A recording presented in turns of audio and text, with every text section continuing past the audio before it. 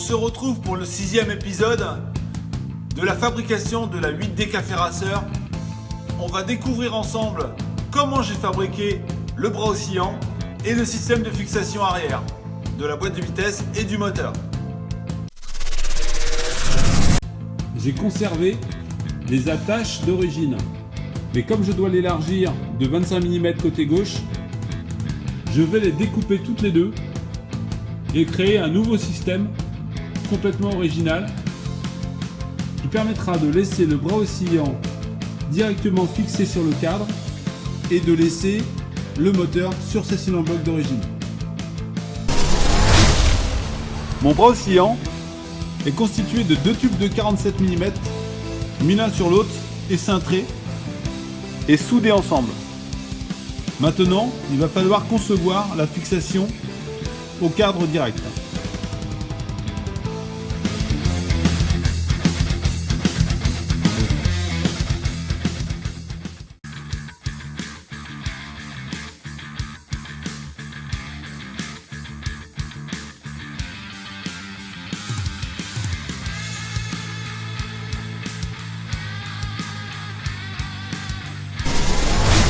Je reporte la forme de mes tubes sur un carton qui va me servir de prototype. Mon système de cylindre bloc a été conservé sur la partie arrière de la boîte. Par contre, j'ai raccourci l'axe qui traversait précédemment en reproduisant le filetage et tous les déports qui correspondaient à la partie qui était à l'extérieur. On regarde ça tout de suite.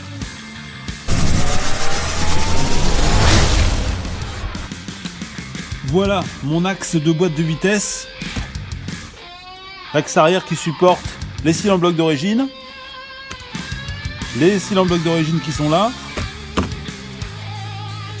et le montage d'origine que j'ai modifié, que j'ai raccourci.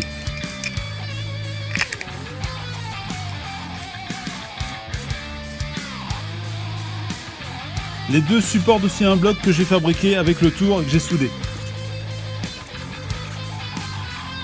Qui eux ont juste le rôle de faire pression et de mettre en pression le moteur avec ses cylindres blocs.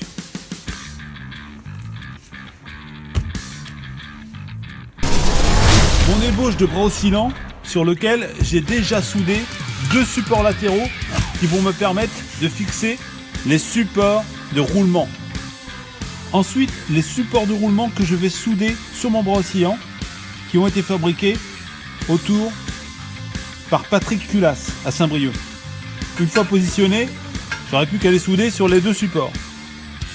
Et pour solidifier le tout, je vais fabriquer une plaque que je vais souder par-dessus en fait.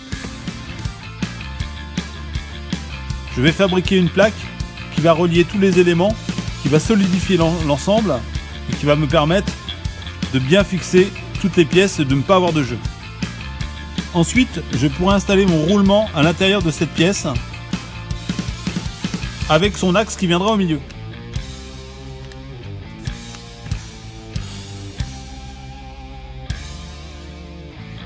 Une fois tout ça mis en place, j'aurai un jeu de 3 cales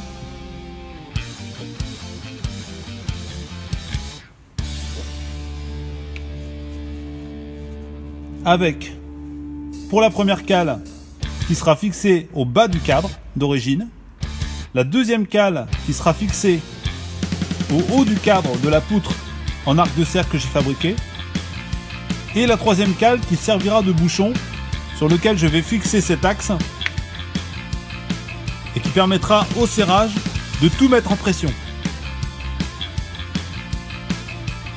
Ainsi nous aurons le bras oscillant qui sera fixé au cadre et qui sera sur roulement, puis le moteur qui sera fixé par les cylindres blocs au cadre lui aussi.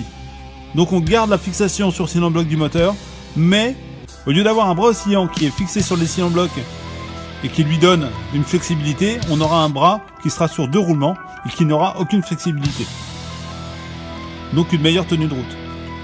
Le plus dur dans tout ça, c'est de réussir à tout souder en ligne et à faire que tout reste en ligne, même au niveau des soudures, puisque nous avons quand même un travail de la matière lorsque nous soudons. J'ai positionné mes deux supports de roulement sur une tige filetée de façon à pouvoir réglé par rapport à notre système de cils en bloc. Maintenant, je n'ai plus qu'à souder sur le bras oscillant.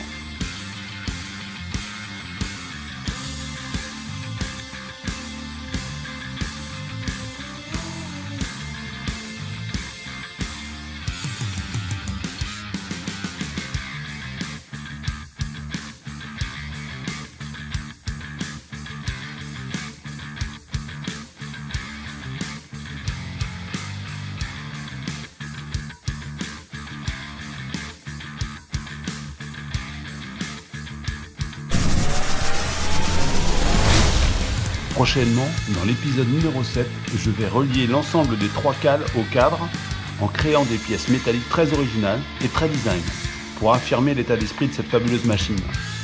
Alors, à bientôt!